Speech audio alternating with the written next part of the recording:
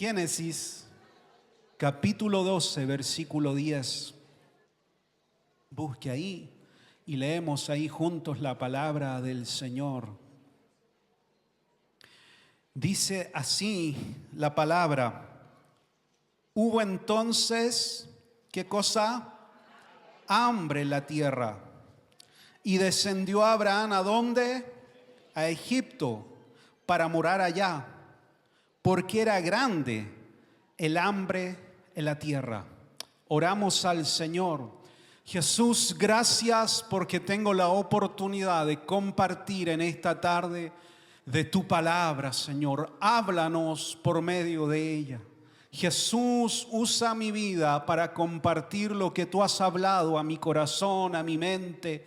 Que sea, Señor, para cada uno de los que hoy estamos acá en la iglesia, una palabra que venga a guiarnos, a direccionarnos a tu verdad, a sostenernos, Señor, en medio de los diferentes procesos que podemos estar viviendo. Sea tu maravillosa gracia, Espíritu Santo, sobre nuestra vida. Háblanos, Señor, por medio de la verdad de tu palabra. En tu nombre, Jesús. Amén y amén. Puse como título a este mensaje: Tiempo de Dios. Así le puse como título a este mensaje, tal cual como se llama nuestra iglesia, ¿sí? La iglesia se llama Tiempo de Dios, y yo así titulé este mensaje. ¿Por qué? Porque toda crisis que podamos vivir, ¿sí?, toda dificultad que podamos enfrentar puede volverse a favor nuestro en un tiempo de Dios para nuestras vidas. ¿Qué hablamos cuando decimos un tiempo de Dios? Cuando nos referimos a que estamos en un tiempo de Dios, significa que estamos bajo la voluntad y la soberanía de Dios. Más allá de las dificultades, más allá de los conflictos, cuando uno está bajo la soberanía y caminando en la voluntad del Señor, aún en medio de tiempos de escasez, de tiempos de enfermedad, aún en medio de tiempos de crisis, puede estar guiado por la mano del Señor. Amén. Tiempos de Dios. Aún en medio de crisis y conflictos podemos estar viviendo en un tiempo de Dios. Y puse acá algunas verdades que quisiera compartir con ustedes en esta tarde a través de diferentes hombres de Dios. Comenzando primero por quien hemos leído, por Abraham, el padre de la fe. Pero lo cierto es que lo que vivió Abraham hace tantos siglos atrás es algo que toda generación enfrentará. Todos nosotros a lo largo de nuestra vida vamos a enfrentar en algún momento crisis, conflicto, hambre, desilusión, crisis social. Todos vamos a enfrentar en algún momento de nuestra vida aquello. No es algo, sí, que vamos a buscar que suceda, es algo que nos va a encontrar, que va a suceder a nuestro alrededor. Yo nací en el año 1982. Hace ya 42 años atrás. Yo nací en dictadura. Sí, yo viví toda la parte final de la dictadura. Vi todo lo que fue el regreso a la democracia, año 89-90. De ahí empecé a ver toda esa transición de la democracia, todo lo que significó salir de un estado de dictadura y volver a la democracia, todos los cambios, todas las transiciones, hasta que llegué a vivir algo que fue el estallido social, otra crisis social y política en nuestra nación. Y hoy estamos viviendo, como lo hemos dicho, una crisis de violencia que se está apoderando de nuestra sociedad. Son diferentes periodos, pero todos a lo largo de nuestra vida enfrentaremos una crisis social, una crisis política, una crisis familiar. Algún conflicto en nuestra vida va a ser parte de nuestro crecer y de nuestro caminar con el Señor. Sin duda alguna, en medio de esas crisis uno ve una carencia muy profunda, una carencia de liderazgo, de conducción. Nuestras naciones viven en una crisis porque no hay hombres íntegros que estén guiando a nuestras naciones. No hay hombres que teman al Señor y que estén guiando y conduciendo a nuestras naciones. Y eso ahonda y profundiza aún más las crisis en las que nuestras naciones de pronto se sumergen. Nos podemos sorprender con algún escándalo como el caso Fundaciones, y cuando vamos saliendo de aquello hay un escándalo ahí con el director de la PDI, y probablemente en 2 o 3 meses más vamos a conocer de otro escándalo que solo viene a reflejar una verdad. Hay una crisis de integridad, hay una crisis de liderazgo. ¿Cuál es la respuesta a toda esta realidad? Bueno, la iglesia debe de ser una respuesta a esta realidad. Quienes hoy estamos acá, quienes el Señor honre con su gracia levantando en distintos lugares de nuestra sociedad, deben de ser una respuesta a estas crisis que se viven, mostrando integridad en su conducta, en su vida, en su carácter y en sus determinaciones. El Señor honra a quienes estamos sirviendo. Sí, el Señor nos pone de pronto en lugares de honra, de privilegio, y tenemos de pronto que tomar decisiones, y esas decisiones repercuten en la vida de mucha gente. Y cuando usted esté en ese lugar, recuerde siempre que debe de ser un hombre y una mujer que teme al Señor. Porque hay momentos en que nadie nos observa, nadie nos ve, solo el Señor. Y es ahí donde se demuestra el carácter, la integridad que tenemos delante del Señor. Amén. Entonces, lo que acabamos de leer no es algo distinto a lo que podemos enfrentar en algún momento. Abraham dice que enfrentó una crisis y que había, ¿qué cosa? Hambre en la tierra. Había hambre. Y cuando hay hambre, la gente se moviliza para saciar esa hambre. Y en el caso de Abraham no fue diferente. Dice que él descendió ¿a dónde? A Egipto. Pero, diga conmigo, pero no consultó al Señor. Llegó y se movió. Producto del hambre, producto de querer saciar una necesidad, llegó y se movió. Y acá hay un principio espiritual. No podemos evitar conflictos, no podemos evitar que de pronto alguna situación golpee nuestra puerta, escasez, enfermedad, pero sí lo que podemos hacer es vivir ese proceso guiado por la mano del Señor y no movernos antes de que el Señor nos hable, antes de que el Señor nos direccione, porque o si no vamos a estar fuera de la cobertura, de algún modo decirlo, del Señor sobre nuestras vidas. Entonces Abraham se mueve a Egipto. El Señor no le había dicho aquello ni le ordenó que se moviera a Egipto. Y cuando llegó a aquel lugar, dice que miró a su esposa y la encontró bella. Y dice que tuvo temor porque era una mujer hermosa. Y dijo, si digo que es mi esposa, quizás me quiten la vida. Entonces se pone de acuerdo con ella y le dice, vamos a decir que somos hermanos. Mintió. ¿Por qué mintió? Por temor. ¿Por qué se movió? Por temor. A veces el temor nos lleva a tomar decisiones equivocadas.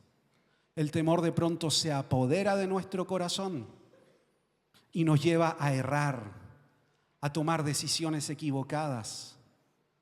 El temor tiende a paralizarnos de pronto, a bloquearnos y nos equivocamos en lo que estamos determinando. Dice la Escritura que el Señor no nos dio espíritu de cobardía, sino de amor, de poder y de dominio propio.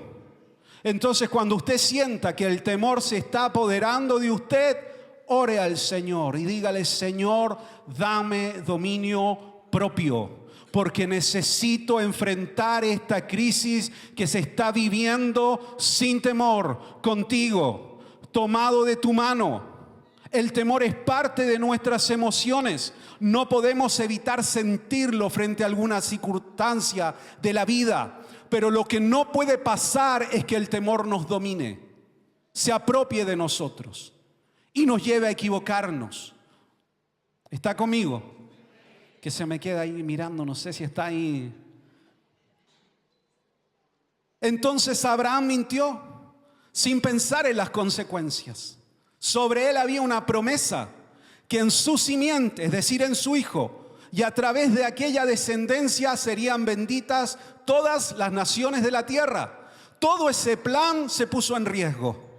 ¿Quién tuvo que intervenir? Dios intervino y habló, en este caso a Faraón, y mandó plagas, dice, y puso su mano para que él no tomara a Sara.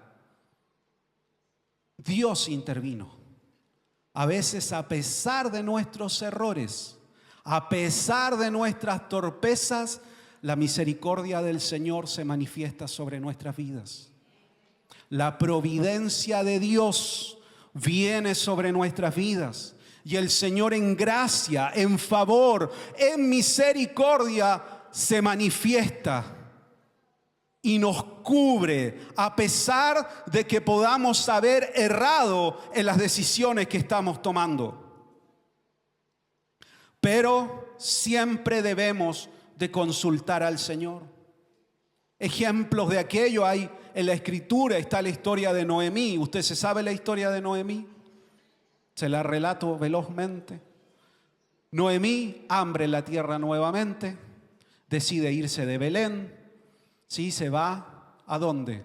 A Moab, a buscar pan. Y en aquello sale con toda su familia. Y dice que muere su esposo, mueren sus hijos, se queda solo con sus nueras y al final se queda con solo una de ellas, que es Ruth, la moabita. Y nuevamente vemos a alguien que se movió por alguna crisis, por temor, sin consultar al Señor. Determinó cosas en su corazón sin involucrar a Dios en el asunto. Y nuevamente eso trae consecuencias. La palabra del Señor está para enseñarnos, para guiarnos. Y la palabra del Señor no esconde los errores de los hombres y de las mujeres de Dios. Y no los esconde con la intención de enseñarnos para que nosotros no repitamos los mismos errores. Por eso está toda la verdad tal cual. Yo siempre digo que cuando uno escribe su biografía es perfecta. No tiene ni una falla, ni un error. Pero esta biografía la escribió Dios y contempla ahí los errores para advertirnos a cada uno de nosotros de no caer en las mismas consecuencias. Pero a pesar de aquello, la gracia del Señor se manifiesta sobre la vida de Noemí y de Ruth. Y Dios redime sus historias. Amén. La gracia de Dios está siempre sobre nuestras vidas.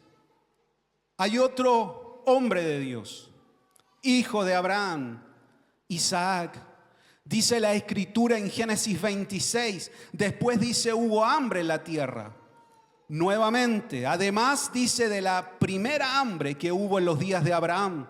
Y se fue Isaac a Abimelec, rey de los filisteos, en Gerar, y se le apareció Jehová y le dijo, ¿qué cosa? No desciendas a Egipto, habita en la tierra que yo te diré. Porque ¿cuál fue el primer pensamiento que tuvo Isaac? Hay hambre en la tierra, me voy a Egipto. ¿Por qué pensó aquello? Porque su padre Abraham había hecho lo mismo. Seguramente él escuchó la historia de cómo cuando hubo hambre Abraham descendió a Egipto y cómo el Señor intervino salvando su situación. Entonces el primer pensamiento que tiene Isaac es: voy a ir a Egipto. Y Dios sale y lo detiene, que no vaya a Egipto. Pero hay un problema. Isaac, al igual que Abraham, vuelve a mentir sobre su esposa. Y vuelve a decir lo mismo, que somos medios hermanos, medios primos, porque tenía temor, al igual que Abraham, de que pasara lo mismo con su esposa y fuera él asesinado. Entonces, ¿qué podemos aprender de esto? Que hay gente que está observando nuestra conducta. Hay gente que está observando nuestro caminar en el Señor. ¿Quiénes? Nuestros hijos, tus nietos, tus sobrinos, la gente a la que tú estás testificando.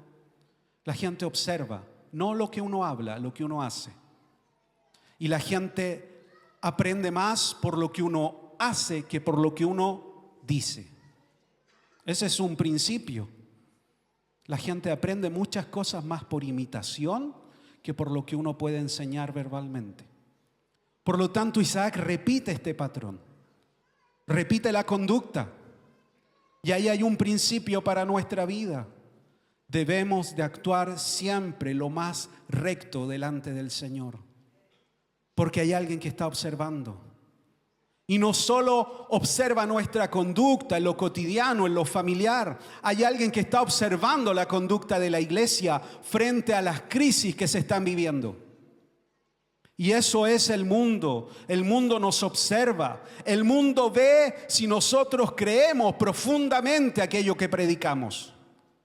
Y mira en nosotros si hay respuesta a la necesidad que tiene el mundo. Hambre, conflicto, crisis política, siempre van a haber.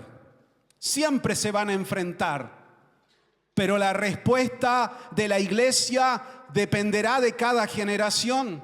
Cada generación de creyente verá qué respuesta en Dios dará al mundo. Porque el mundo no solo tiene hambre de lo físico, de lo material. La mayor crisis que enfrentamos es que el mundo tiene un hambre espiritual y busca que esa hambre sea saciada. Y nosotros, la iglesia, somos los que debemos de dar ese alimento espiritual. Por eso nos miran, observan nuestra conducta, nuestros hechos, si somos coherentes con aquello que hemos predicado por tantos años, si nos sostenemos en esta verdad o frente a la crisis caemos en los mismos temores que están dominando al mundo. ¿Cuál será la respuesta de la iglesia frente a las necesidades que estamos observando? Y esto no es algo etéreo, porque cada uno de los que estamos acá somos la iglesia del Señor.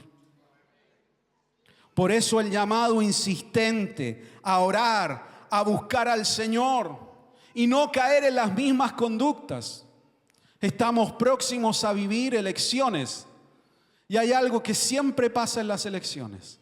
Y es algo que a mí me entristece y me da rabia y me produce una serie de sentimientos. Que prontamente vamos a ver un desfile de candidatos dentro de las iglesias. Y fotos con el candidato de turno, apariciones. Seguimos repitiendo las mismas y tristes conductas. Nosotros no dependemos de los hombres. Nosotros dependemos del Señor. ¿Cuánta gente no vende la verdad del Evangelio porque le cambian el techo de la iglesia? Porque le pongan sonido nuevo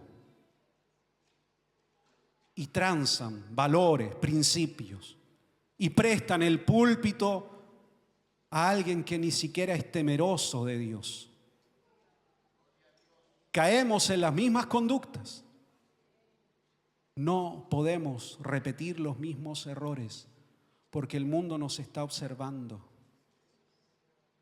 Y mira aquello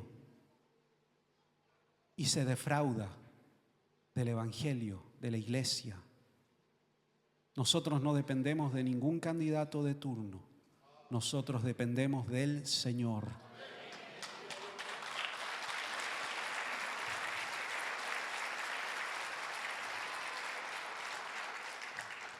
Y el cielo no está en crisis, ni tiene escasez.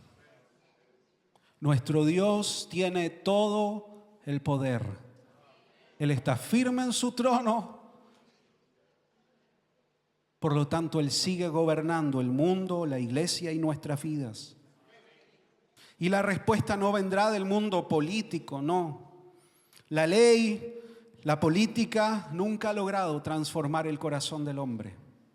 El único que puede transformar el corazón del hombre es Cristo el Señor.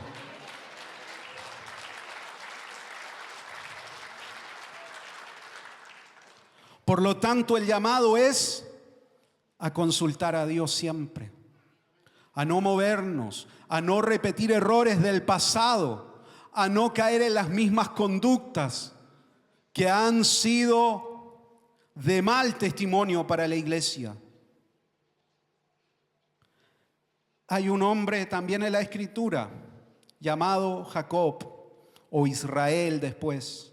Quizás le tenemos menos fe porque su nombre significa primeramente engañador, Jacob. El Señor le cambió su nombre, le cambió su identidad y le puso Israel, el que contiende con Dios y vence. Dice la Escritura en Génesis capítulo 46, 1 al 4, dice: salió Israel o Jacob con todo lo que tenía. Cuando llegó a Berseba, dice, ofreció sacrificio al Dios de sus padres, Isaac. Y habló Dios a Israel en visión de noche y dijo: Jacob, Jacob. Él respondió: aquí estoy. Entonces dijo: yo soy Dios, el Dios de tu padre. No temas. ¿Qué cosa? Descender a Egipto. Acá está el nieto de Abraham. Él fue un engañador toda su vida. Toda su vida vivió con artimañas, ¿sí? Con subterfugios. Era medio chileno, parece. Sí, porque uno dice ahí que el chileno tiene sapillería. Habla, Señor. Y en esto Jacob estaba experto en engañar. Pero tuvo un día un encuentro con el Dios vivo. Y eso cambió profundamente la historia de su vida. Vino a transformar y a revolucionar todo. Cuando se encontró con el Señor, cuando peleó con Dios y pidió que el Señor lo bendijera. Ahí se produjo una transformación completa en la vida de Jacob. Y eso es lo que estamos buscando. Que el Señor venga, que el Espíritu Santo venga sobre nuestras vidas y venga a transformar y a revolucionar por completo nuestra vida, nuestros pensamientos, la forma en que vemos la realidad que nos rodea. Por eso estamos inmersos en esta búsqueda del Espíritu Santo. Por eso hemos llamado a la iglesia a orar, a buscar al Señor, porque necesitamos que el Señor venga en medio nuestro y venga a transformarnos completamente. Como una obra continua, no es solo en mi momento de conversión, no, el Espíritu Santo siempre está revelándonos a Cristo, transformando nuestro carácter, transformando nuestro pensamiento. El Espíritu Santo trabaja continuamente sobre nuestro corazón. Y en el caso de Jacob hubo un día en que eso vino a cambiar completamente. Y esa realidad la podemos observar en su conducta. Porque él recibe la noticia, ¿sí?, de que José está vivo, de que el hijo que él amaba vive. Lo sabe, lo entiende. Y en ese amor de padre no llega y se va de inmediato a Egipto. Antes, en ese tránsito, en ese caminar, consulta al Señor. Y eso demuestra en la vida de Jacob que hay un proceso de Dios sobre él. Que eso pase en nosotros. Que frente a alguna situación podamos siempre consultar al Señor.